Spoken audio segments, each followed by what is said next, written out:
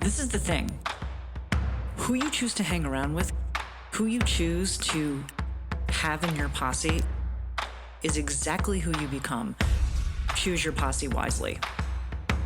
I'm here to tell you that putting yourself first is not selfish, it's revolutionary.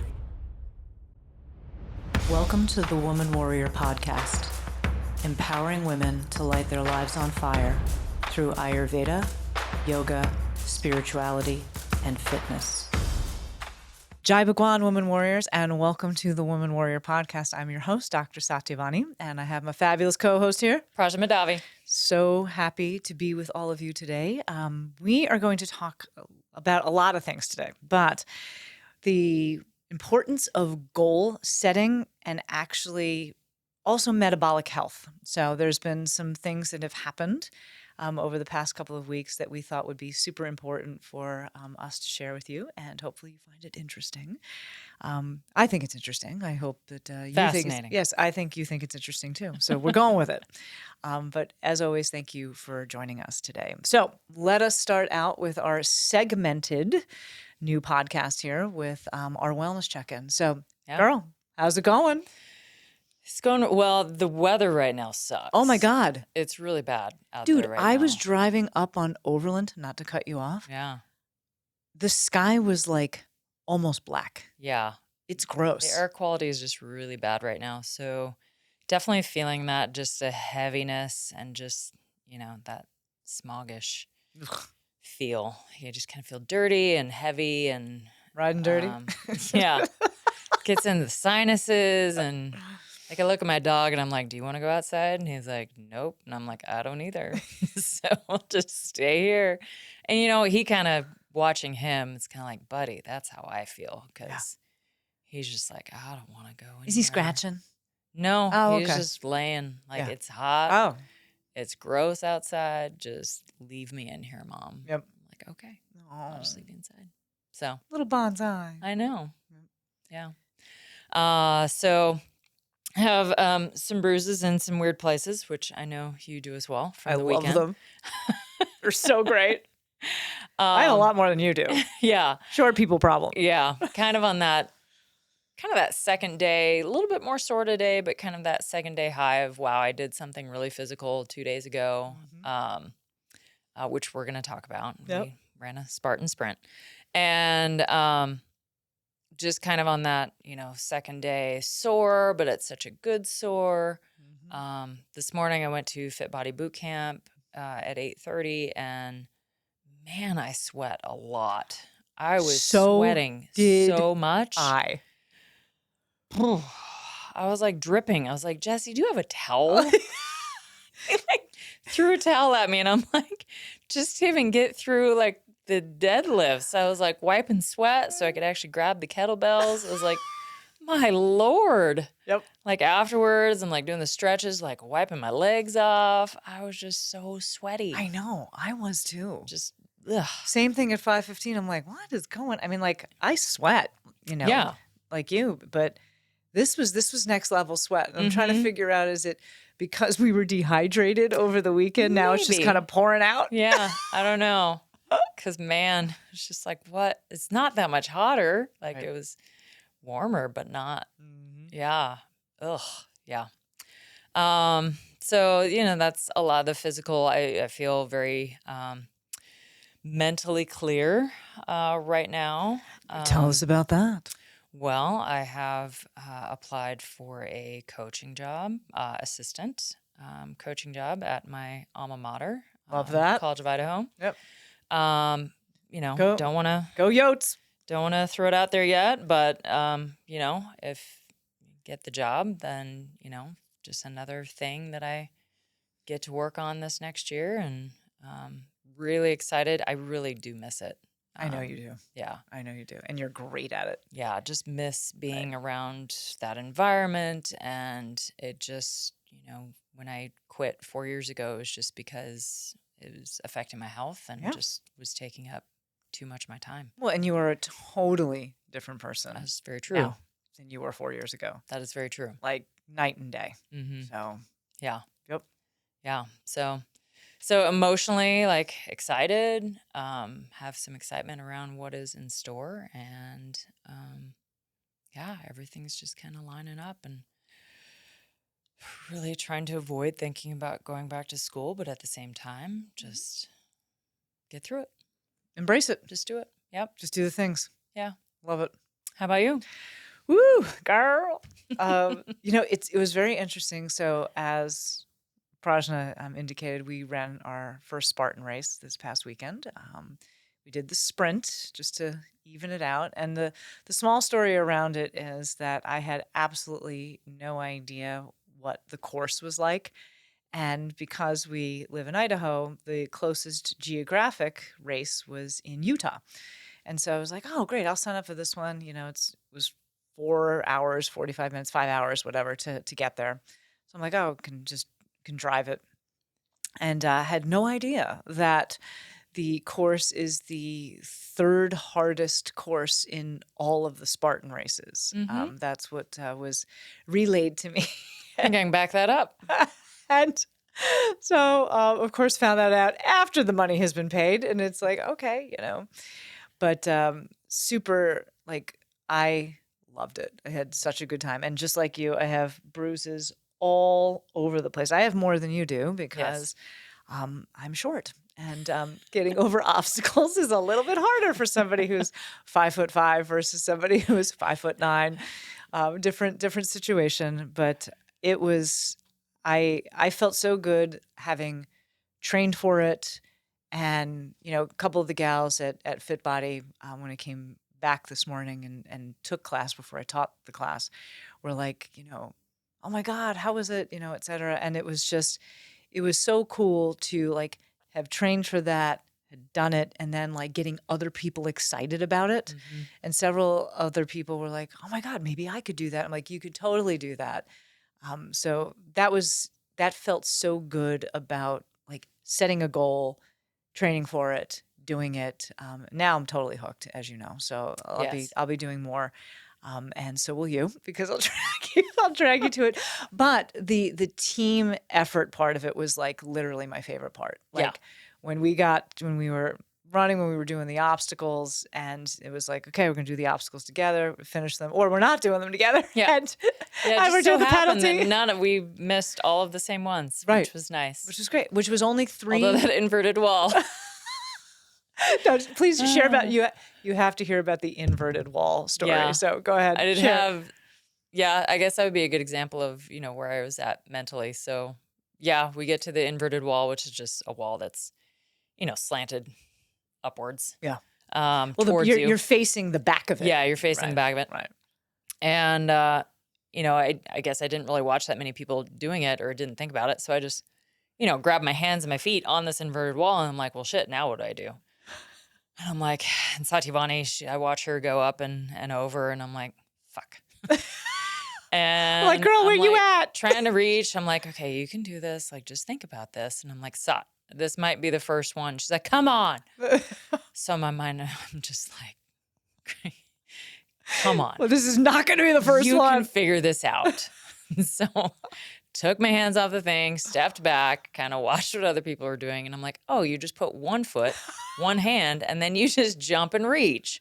So I was like, okay. So that's what I did. And I'm like, okay. So now we're good. Yeah. Now we're good just to go. Don't overthink it. Don't give up. Just figure it out. It was the wonderful example of Vata brain. Yeah. Like, oh my God. Like I don't have to do burpees. I don't know if I could do this. And and then I'm just like, girl, like just all you have to do is just put up your very long arm and you will reach the top. I'm trying to climb up this thing like a friggin' monkey. And all she has to do is put one leg, one arm, boom, over. I'm like, really? Like, it was great. Mm-hmm. It was great. What was your favorite obstacle? The monkey bars actually were the same. Not only was I surprised that they felt so much easier than I thought they would, but it was just kind of fun. Oh, it was great. To just swing on those things. Just get the body just swinging and going from one to the next. Bip, bip, bip, bip, like, oh, this is actually pretty fun. Yeah, I really like the monkey bars. When I was a kid, I remember why I used to do this stuff. Yeah. And it's way easier when it's like 10 feet off the ground because the ones that are lower to the ground, you just feel heavier. Yeah. So What was your least favorite obstacle? I knew you were going to ask that. Probably the bucket carry. Okay. Such an awkward. That was awkward. So awkward. Still have a kink in my neck from holding it just on one side. Yeah. Because I tried to transfer it to the other Oh, side. I know. I saw you. And I'm like, don't do that. Do not do that. That thing's going to fall. I saw the hand go back. And I'm like, oh, no. Yeah. I was like, no, the lid's going to come off this thing. I'm going to lose all the rocks. That's a bad idea. So I was just keeping it on that one side. And yeah, that side got a little tired. It is painful, though. Yeah. Yeah. I mean, it's rocks. It's rocks in a bucket. There's nothing comfortable about that. Not at like all. the sandbag, actually, Okay, and for the record, to your body. Oh my God. The The bucket's just sandbag. like, nope, staying here. So we get to the sandbag station, yeah. and they have the sandbags, because men and women are doing for those of you that have never, done a Spartan, have heard of it, anything, men and women race the same course at the same time. But they have, when certain obstacles they have, like it has weight. for women, right. They have certain obstacles for women, certain obstacles for men. It's the same obstacle, but obviously different weight. I find probably 20 pounds lighter, I think. Yes. Consistently. Yeah. For women. So the sandbag carry, they have this like big like box of sandbags, and 40 pounds on one side and 60 pounds on the other for men. And the person who's monitoring the obstacle is like, women, you pick up the red bag, and men, you pick up the white one, right? So Praj gets Some dude dropped a 60-pound sandbag in the women's. He did. And so she picks this thing up, and it says 60 pounds. I see that it says 60 pounds. I'm like, I go, girl, what you doing? What are we doing that now, huh? Oh, okay. So now I got to carry 60 pounds. So Sat's looking for this 60-pound. Oh, now I got to do it. And I'm like, wait, what am I doing? Exactly. And she put it very promptly back into the men's compartment. I was like, thank God. Because I'm like, thinking that felt a little heavy. I'm like, girl, don't make me carry 60. Please just do not do this. And so, because we committed to doing the obstacles together and the whole thing. And I'm like, please don't make me do 60 pounds. So I was like, damn, okay, that's where you going. Mm-hmm. So, but the 40 pounds, that wasn't bad at all. No. Like that was, I think the reason why the bucket carry was harder, absolutely awkward, doesn't contour, but you got to go down first with the bucket carry and then walk up, and the walk up. No, the bucket we went up first. Oh, did we go up first? Yeah, Okay, we so went it was up reversed. first. Okay, Yeah. so then that's why. Yeah. Okay, then so sandbag was down first and then up afterwards. Yeah, that part sucked about that sucked. Yeah, that totally sucked. But it wasn't as long of a loop. No, the bucket carry that felt long. I'm like, and I think that the bucket was probably about half full for women, and I think it was full for men. Yeah, and I'm guessing it was probably about the same weight, 40 yeah, pounds. When I practiced it with August, I did. Mine was almost full. It was like 3/4, maybe a little bit more. And I actually practiced, because that's what was recommended, that you practice with holding it in front of you and you wrap your arms around. Yeah. This, because it didn't have a lid. This one that had a lid, and everybody's like hoisting it up on the shoulder. I'm like, all right, I'll do that. Yeah. And that made it a lot easier. But the 3/4 full bucket that I was training with, that had to be about 80 pounds. As I was actually carrying that. And I walked that thing around 1/4 mile. Yeah. Like, not easy. Something that came to mind as I was carrying that is one of the lessons that we do in my EGP class is cobalt mining. And we show this video of these young men basically hoisting bags of cobalt on their back. Oh, my God. On their neck. And the journalist actually hoists it up there, and he's like, that's got to be about 60 kilos. That's a lot of weight. Which is a lot of weight. That's like over, 125, 130 pounds? Yeah. And that's a lot. I was just thinking about that when I was walking that And thing you up reached there. down to pick up that 60 pound. No, on the rocks. On the rocks. Because, I mean, yeah. cobalt's basically a bag of rocks. rocks. And just how jagged those things are, and how yeah. they don't move, and just the fact that these men are doing this every day. Yep. Multiple times a day. Yep. And then I was like, and I do this for fun. Right. I actually paid somebody to do Paid this. somebody to do this. It's crazy. And well, they get paid too, but it's, they get paid, but it's not very much. But yeah. I would say my least favorite obstacle was the rope. Yeah. I wanted to be able to do the rope. If I could do the rope, I think it'd be fun. Yes, I wanted to be able to do the rope, and I practiced and like could accomplish the rope, but it, you know, Well, it was very we came out of yes. the mud wall. It was a very awkward time. Oh to my do God, the rope. soaking wet. The rope is full of mud. I'm just like, oh my God, that was. But the slip Added. wall at the end was fun. Yeah, it was like pull myself up and did the thing. So yeah. But I have the war wounds to show it, like you do, which was pretty damn cool. Yeah, I'm sure there'll be more that'll pop up.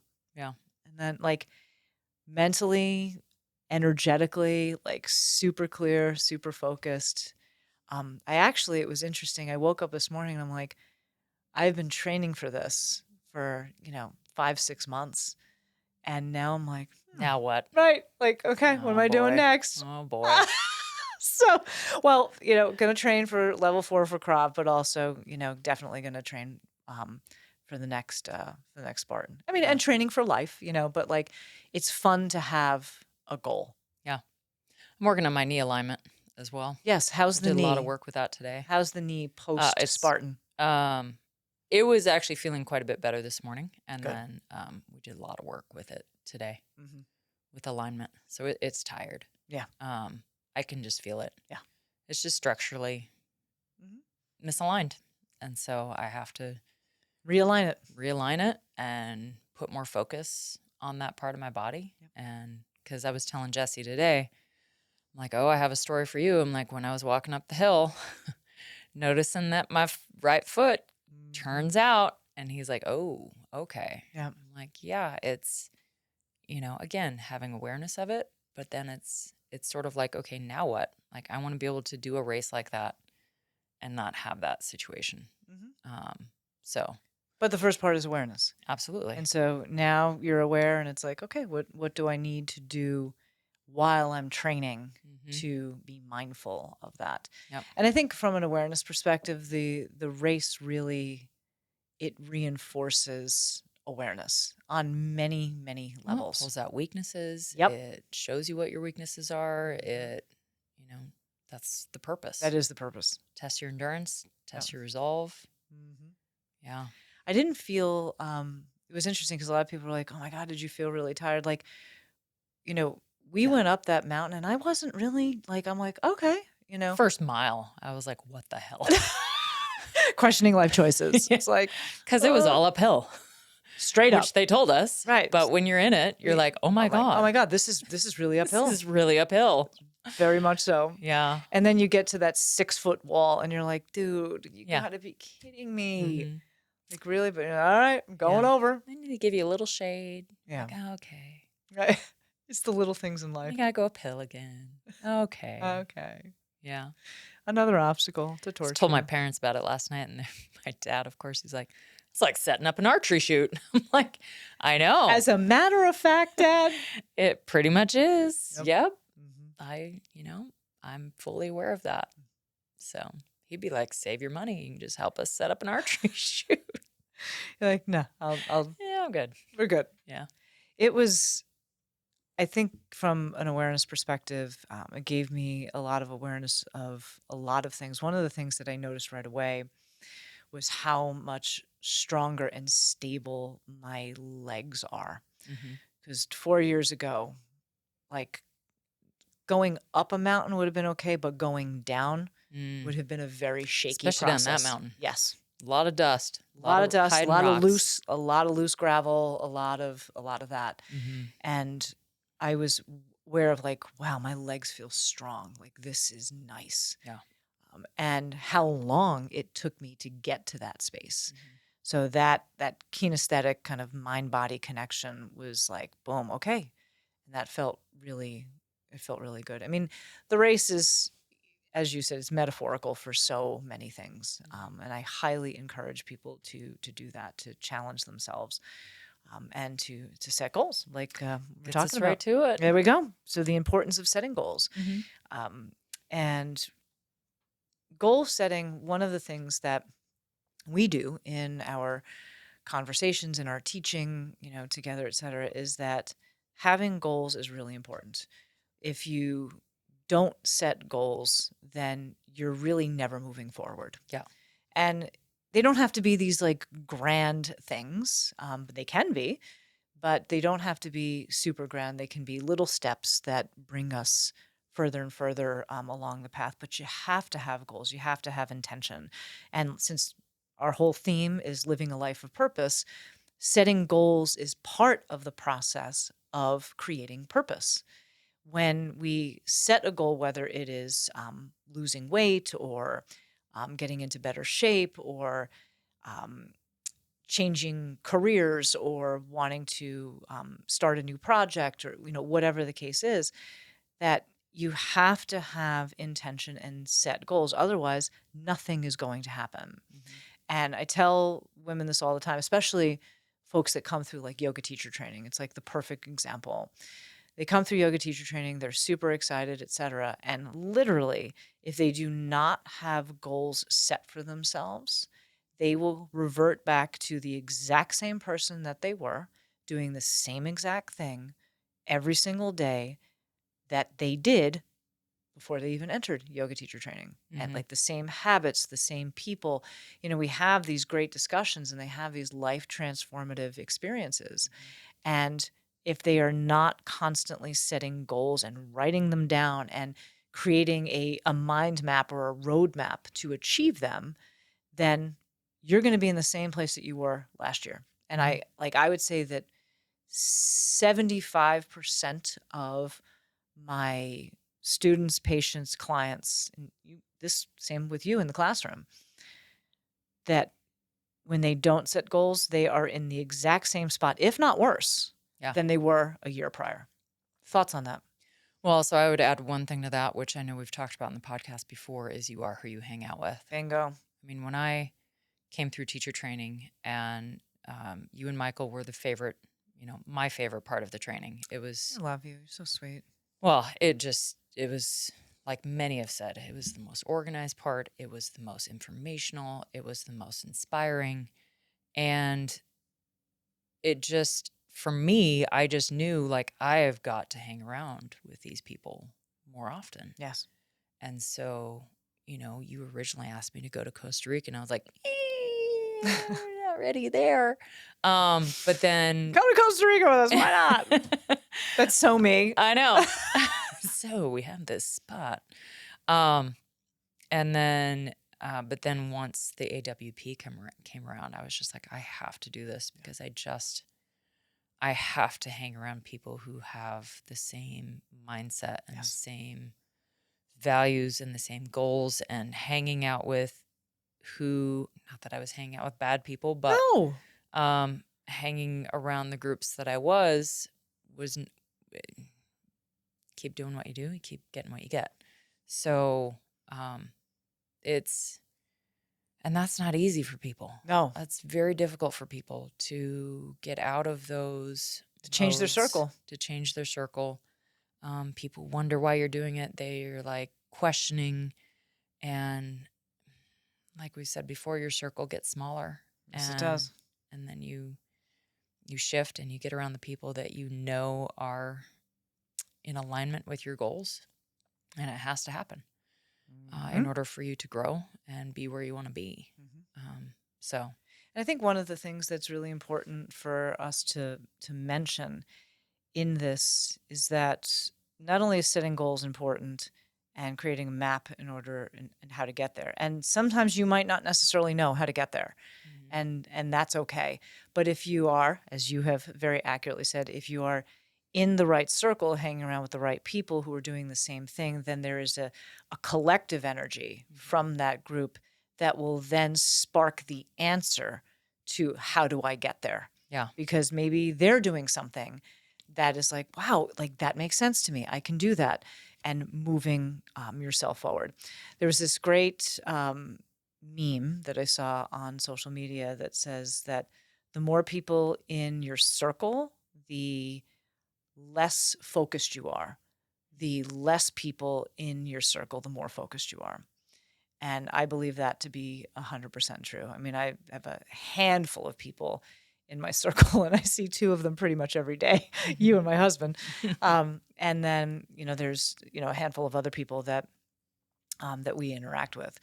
And And having a small circle is not a bad thing. It's actually quite a good thing because it keeps you focused, it keeps you accountable. And you have to get very, very real with yourself because people will reflect back to you if they're a good member of your circle. They're going to reflect back to you and be like, girl, what are you doing here? Yeah. Why are you doing this? Rather than enabling. The larger your circle is, the more enabling there is because people are just kind of hiding behind what But it a lot of is. people want that because it's a popularity contest. Absolutely. Right? Absolutely. Like, don't care about being popular. Yeah. Do not care at all. But set goals, set intentions. And one of the tools that we have used this past year, specifically with the Dharma Circle, is this thing called the Clever Fox. And the Clever Fox is this year long, and you can start the year whenever you want. It's not just January 1st. It is it's a book, journal activity book kind of thing that has very, very specific benchmarks that you write down, et cetera, and you do it every single week, which falls into month-long things, which falls into 3-month goals, year-long, 5-year, 10-year, et cetera. So everything builds on itself. And I think that's been an incredibly valuable tool because when we set goals a lot of times and we do achieve them, we just, boom, we check it off and then we don't think about it. This actually writing it down and being able to reflect every single month on like, these were the goals that I set for the month. And wow, I really damn, I'm a badass. Like I really accomplished a lot of stuff. This is amazing. And so I think having tools of the trade to help you do that and also have that circle of women that are around you that are like, hey, share your goals, like which we do in the Dharma Circle all the time, which I think is great because then it brings it to life. Yeah. So with the Spartan, Yes. was the Spartan the goal, or did you have another goal that the Spartan just kind of filled in there? It's really interesting that you should ask that because for me, as you know, I used to race triathlons. I mean, we were both athletes, so you do this, and I hadn't competed, quote unquote, in a very long time. I mean, obviously, when you get out of college and stuff like that, unless you're going pro with something, you're really not necessarily competing. And at the end of the day, it really is just a competition with yourself. So the Spartan, I would say, brought back for me that idea of competition in a much different way, in a very camaraderie-oriented way, but also a way that I can prove in black and white that I can set a goal and I can work hard to achieve it and do it. And I think, and also with something that I'm unfamiliar with. The reality of the Spartan is that, that, okay, it's 5K, the sprint version that we did. We know it's 5K, there's 20 obstacles, but you don't really know what the obstacles are going to be. And so for me, it was the next step in facing adversity. Yeah. And being able to be prepared and also expect I don't know what's going to happen, and then face it when it was there and to accomplish it and to overcome it, to get past it. Yeah.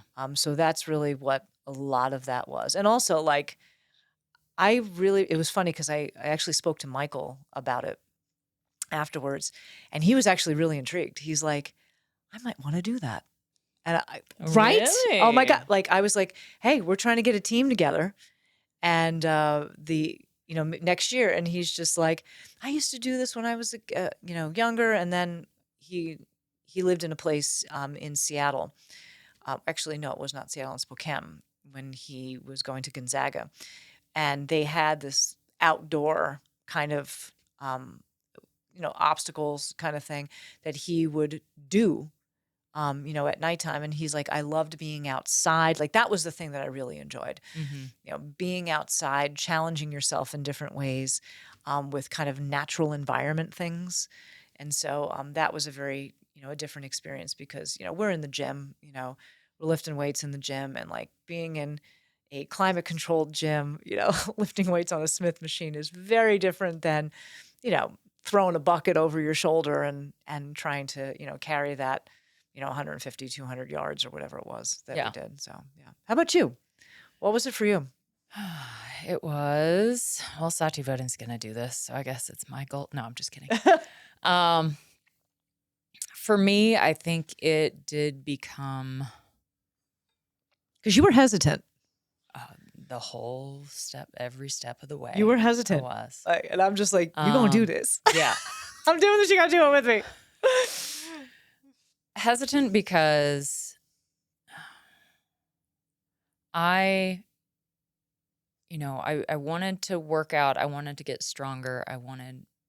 But really with the Spartan, it was also kind of tapping into the things that I used to do. Like even going back to being on a farm. Yes. Like growing up Great on a example. farm, you're carrying buckets of feed, of water to the animals. You're baling hay. As a 8 to 10-year-old, I was like, had the little hook and I was pulling bales of hay up on the, like, that's strong stuff as a kid. And I was like, I don't want to lose that. And I feel like I did for a few years, kind of lost that ability. And so with the Spartan, I was like, here's a perfect chance to, move your body in very different ways and test those upper body limits, see what you can do. For me, like I've said before, my bar was pretty low. I'm like, I don't have a lot of expectations on this thing, which when we got to that inverted wall, I was like, okay, I should probably have higher expectations than, So proud of you. If I keep them on the floor, then I'm not going to do this obstacle. So I have to have, time to raise your expectations. So, and I love that you brought that up because I think most of society has bailout mode. I don't really have to do it. And we saw that on the course. There were people who... I don't know how many people actually did the obstacles. Exactly. Like there were a lot of people who just like, I'm just going for a nature walk today and I'm walking around the obstacle. Yeah. Or, I'm not really going to do it. But then there were some people who were like the woman who was behind us who, I don't know who she was doing it with, but that gentleman who was coaching her, he's like, this is how you need to approach it. And like, she was very focused and she's like, okay, I'm paying attention. I'm going to do it. And like, I loved that. Like you can see that she was challenging herself versus I feel like 75% of the population at large is in bailout mode. Like, I don't really have to do that because we live in a very comfortable society. And look at where we are as a result of that.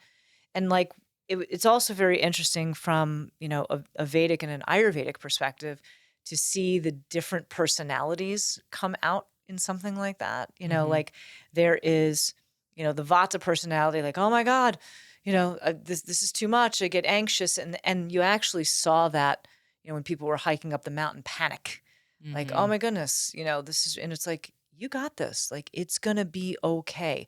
I noticed that also at the dunk wall. So when we got to the dunk wall, I slid down like a slide. I'm like, all right, woohoo, let's do this.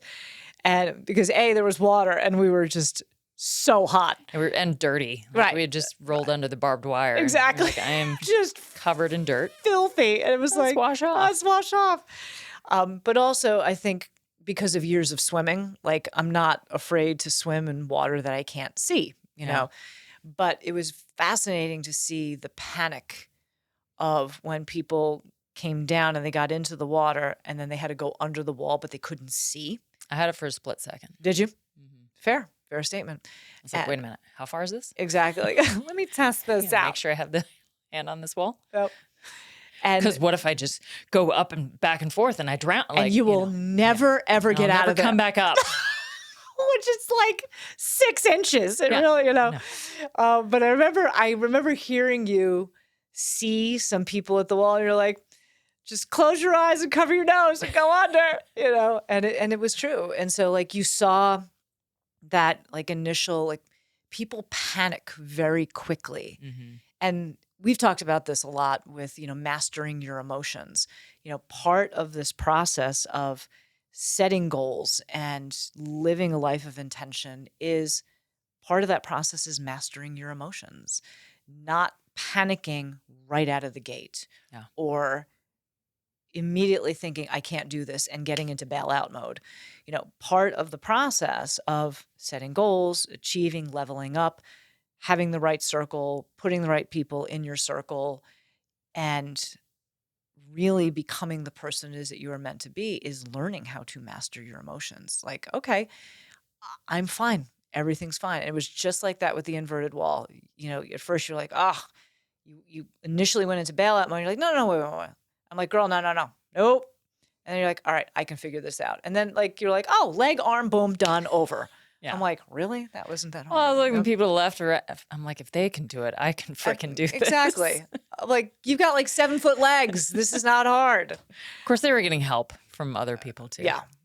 But They you were did. getting boost. You did not. No. But then there's that, that pitta personality that was there. That was just very focused, and I'm going to, do this, et cetera. And some of it, So focused that when she was running down the hill and talking, thinking she was talking to me, she was actually talking to a man that was behind her because I was about 2 people back. I thought you were behind me. I'm like, girl, you okay? How's the knee? Da, da, da. And the guy finally says, he's like, I don't think I'm your friend. I'm like, I turn around, I'm like, damn it, she's back there. Oh, that was funny. I'm like, well, she's just running now, Yeah, right. so I guess I'll just let her go. And then we get to the bottom. You're like, you left me. I'm like, I thought you were behind me. But you get very focused and intentional. And then some of the kapha stuff comes out with like when I saw people freeze, or they get so overwhelmed that they get frozen. Yeah. With that, and so metaphor for life. Yeah. Metaphor for life. It was pretty cool. Wow. So awesome.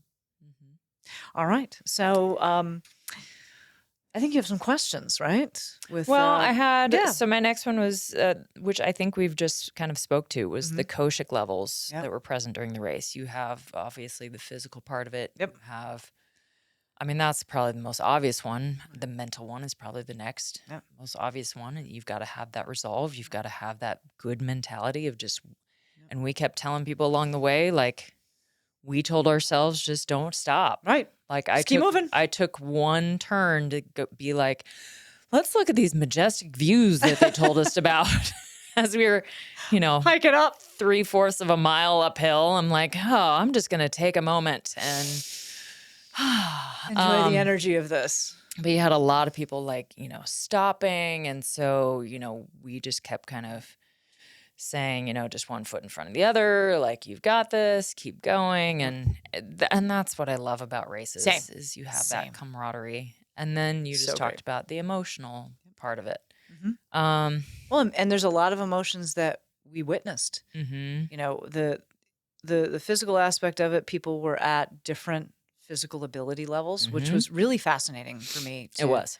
And I want to tie that into Yep. metabolic health in a minute, but the different levels of ability on the physical level, and then energetically, everybody has obviously their personal energy, but also the collective. Mm-hmm. The collective energy. The thing I really appreciated about the Spartan group is that everybody wanted to see everybody succeed. Mm-hmm. There wasn't any, there were, how and I've said this before, like cyclists, I don't know, there's certain athletic groups that I feel have a different kind of energy. And I feel like the group that were doing the Spartans had a collective energy of just, I want to see you win. And being able to tap into that was really phenomenal, because it just became more fun. Like, all right, I'm dying here. I'm covered in bruises, I'm covered in mud, but I'm having a blast. And that was really cool. And then, the mental, emotional toughness of, at the second to last obstacle, my right calf seized up, and could have easily gone down that rabbit hole of just I'm not going to make this obstacle, et cetera. I'm like, nope, I'm going, this is okay. this is fine. Mm-hmm. You actually thought I twisted an ankle. I did. Yeah. I thought I was on the way down. I was like, oh, she just twisted her Nope. ankle. And I'm just like, this is fine. I just need for this to pass. And then you stood right there and you're like, you okay? I'm like, yep. Boom, got over. And then you're like, let's go over to this side and do the second one. And boom. Well, it was yeah. over. Yeah, I was like, let's go on the uphill one Yeah. because it's not as much of a jump. Like, even if it's just in your head, like, it may not be that different, but it kind of seemed like it's a little closer. Well, to the and again, ground. it's like when the obstacle is up here Uh-huh. on your chest, and for you, it's at the waist. I'm like, this is so not fair. Yeah. So, it was great. And then, just awareness of your entire being in time and space. Mm-hmm. I mean, there really was like a very emotional moment that I had, like when we finished, and just bliss. It was total, like the whole race was like kosher levels. Oh my God. And like afterwards it was like, this is awesome. Yeah. And then it's like, let's take a shower. Yeah. And let's get. And we're going to hose down. So, yeah. But what was very interesting, and as you know, I want to tie this into metabolic health. You got me reading this Good Energy book by Dr. Casey Means. Mm-hmm. And as you know, I'm having, all sorts of thoughts about it, mainly just because a lot of what she is talking about is not incorrect by any stretch of the imagination, but it's like when you've studied Ayurveda and it's a 5,000-year tradition, and then all of a sudden, somebody who is in the allopathic field is like, oh my goodness, the gut and your metabolism and everything is linked together. I'm like, and that has nothing to do with you, Dr. Means. You are fantastic. But I wanted to read this section that I highlighted in the book that I found it was really interesting. And this is where she talks about the cells in our mitochondria as part of our metabolic processes. And she says, I'm going to skip around just a couple of sentences that highlighted. It says, our modern diets and lifestyles are synergistically ravaging our mitochondria. Our mitochondria and the greater cells that house them co-evolved over eons in relationship with our environment. And so when I think about when we were outdoors doing the race, et cetera, like the natural setting of that, how beneficial that is to the cells, the mitochondria, and ultimately our metabolism. Their mechanisms work in connection with a combination of inputs and information that come from the outside world into our bodies and ultimately into them. Certain kinds of nutrients, sunlight, and information from bacteria in the gut, among other things, all help trigger or supply the cells and their powerhouses with what they require to work. But many of those inputs and information streams have changed radically, resulting in blocks to proper mitochondrial function and downright damage. So basically, the environment that we have created in our lives, the outside environment, is destroying our cells and our mitochondria, which are the powerhouse of our immune system. So a mighty immune cell trying to support a cell that is ailing and threatened from its mitochondrial dysfunction is rendered completely impotent. The immune cell cannot halt the damaging factors and the lack of resources resulting from the unnatural environment of our modern industrial world. An immune cell can't stop you from drinking a soda, filter your water, turn off the stress-inducing notifications on your phone, prevent you from eating hormone-disrupting pesticides and microplastics, or get you to go to sleep earlier. So the immune cell will use the tools at its disposal. It will recruit more immune cells, send out more inflammatory signals, and just keep fighting until things resolve. But the problems don't resolve because the damaging environmental inputs never resolve. This is the root of chronic inflammation. Yeah. So literally, and I so appreciate how succinctly she put that. Yeah, I now remember reading that part. Do you? And being like, oh, that's fascinating. Yes. Yeah. What I really appreciate is that the outside environment is what is causing inflammatory disease. So when people say, I have chronic inflammation, et cetera, it is because of years and years of the things that we're not doing that she just specified here. And I'm thinking of one word that pops into my mind through the Ayurvedic lens is when we talk about overflow. Yes. Yeah. Yes. Okay. That's exactly what Chronic happens. disease. It travels through the circulatory system and spreads like wildfire throughout the body. What I also appreciate is she wrote here, how exactly does the environment we live in today ravage our mitochondria? The answer comes down to 10 main factors. The first one is chronic overnutrition, referring to the consumption of more calories and macronutrients than the body needs over an extended period, which can lead to mitochondrial function. And I'm not going to read each of them, but I just want to, I want to give the list. So the first one is chronic overnutrition. We eat too much and it's crap. Mm-hmm. The second is nutrient deficiencies. The food that we're eating doesn't have any nutritive value. The third is microbiome issues. We do not have good gut flora, and in Ayurveda, we talk about the importance of Agni, etc. Number 4 is sedentary lifestyle, which was very interesting to observe this weekend. Yes. And we'll circle back to that. Chronic stress is number 5. Medications and drugs, number 6. What is it now? The average American takes 5 medications a day. Yeah. Like, wow. Number 7, sleep deprivation. Number 8, environmental toxins and pollutants. Number 9, artificial light and circadian disruption, which on our last podcast, we talked about going to bed early. And number 10, thermoneutrality, which apparently she defines it as a hallmark of modern industrial life is spending most of our time indoors at relatively ambient temperatures where we're not exposed to the elements. And so as a result of not being exposed to the elements, we can't take it when we're actually exposed to the elements. No. So being inside in HVAC actually weakens our cell structure and ultimately our metabolism. And so this whole book was focused on metabolic health. And it was very interesting. I'm curious as to what your observations were at the Spartan race, because you said you had low expectations. I actually... Of myself. Of yourself, yes. Of myself. I realize that, which I don't know why you do, because we're not going to even go down that road. But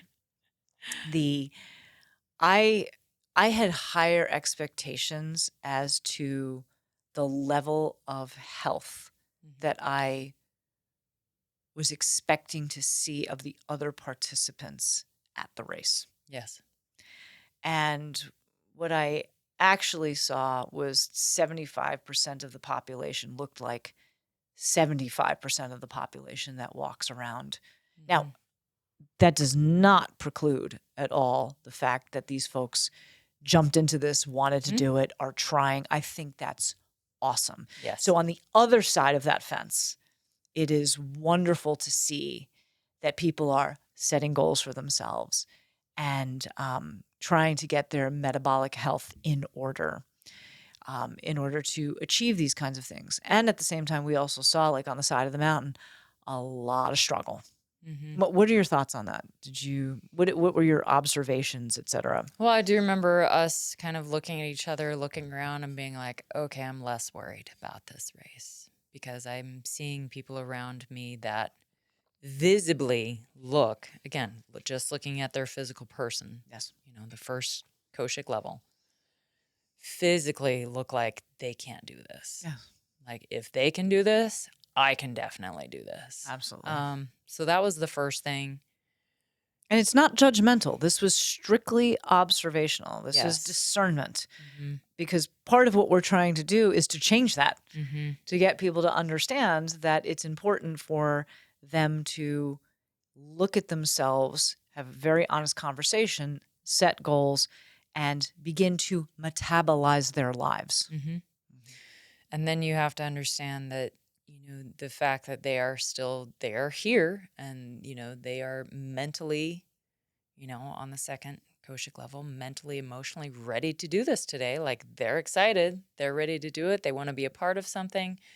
That was very promising to me. I loved that. That we're all in this together, no matter who we are, what we look like, whatever. We're all doing this. We're all going to help each other. And so, but it definitely was looking at, just kind of more of a general population than I was expecting. Same. That was the one shock that I had. There's a lot of people, for one. Oh, yeah. A lot of people. I think there was 3,000 to 5,000 people at that event. Just when we were there. Yeah. Yeah. Yep. Yeah. Because looking at my stats, I was 1,600 and something out of 3,000 something out of everybody. Yep. And that was just the sprinters. Right. You look at the supers and the beast. And you've got, there's a lot of people on that mountain. Yes. That weekend. And, we didn't just see competitors either. There were people who were cheering other people on. Completely. There were support staff, the whole thing. Yeah. And that's just awesome. And at the same time, you see those people and just, want to educate them on these are the things that can help you level up. Yes. We look at it from an Ayurvedic perspective. Metabolism is the function of Pitta dosha. It's made up of fire and water, and the function of Pitta dosha is to digest, metabolize, and transform. Not just food and water and other things that we ingest from a nutritive perspective, but also the nutrition that we absorb in from the environment, mental, emotional experiences, et cetera, et cetera. And so linking this to the idea of setting goals is that when we set goals, that aids in the process of metabolizing or metabolization or metabolic health. If I set a goal, then my mind is focused on that particular goal, and that gives me the first stage in metabolizing the experience, the effort, et cetera, which turns into good, clean energy. And so it's not, food and water and whatever, non-processed food versus processed food all have an impact on the effect and the outcome of our metabolism. But just as Dr. Means is saying in this book, we are heavily influenced by the outside environment, that we are constantly assimilating and metabolizing things from the outside environment. So it's an internal and an external job that have to come together. So the internal job is obviously, what am I ingesting? What am I bringing into my sphere? The external job is setting goals that almost count as a filtration system. When we set goals, we put into place the filtration system that will allow or not allow certain things to come into our sphere. And we only keep the good stuff, and then the other stuff gets filtered out. So who it is that you hang around with, like you said at the beginning of the podcast, who it is that you hang around with filters out the people that you should not be hanging around with, that are not good for you. The things that you choose to do in your free time, if they are positive reinforcements, are going to filter out the things that are not going to be good for you in your free time, et cetera. And that goes down to the books that you read, to the conversations it is that you have, the social media that you choose to follow or not follow, et cetera. Part of what I really enjoyed this weekend, outside of the race itself, was just spending time with you, and also at night, we're watching movies, and laughing and just having joy and all of that.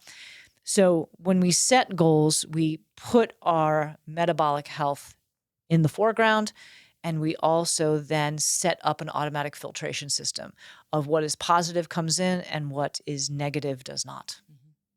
So, love it. Yep.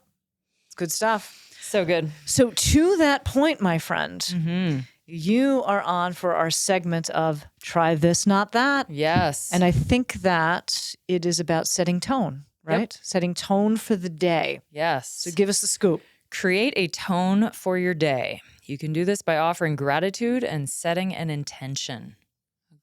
A goal. Make sure to create space in the morning to balance your mind, body, and spirit before the day begins. It doesn't have to be a long process.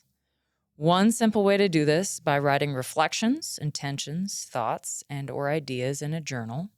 It's also a good time to connect and cultivate a positive relationship with yourself.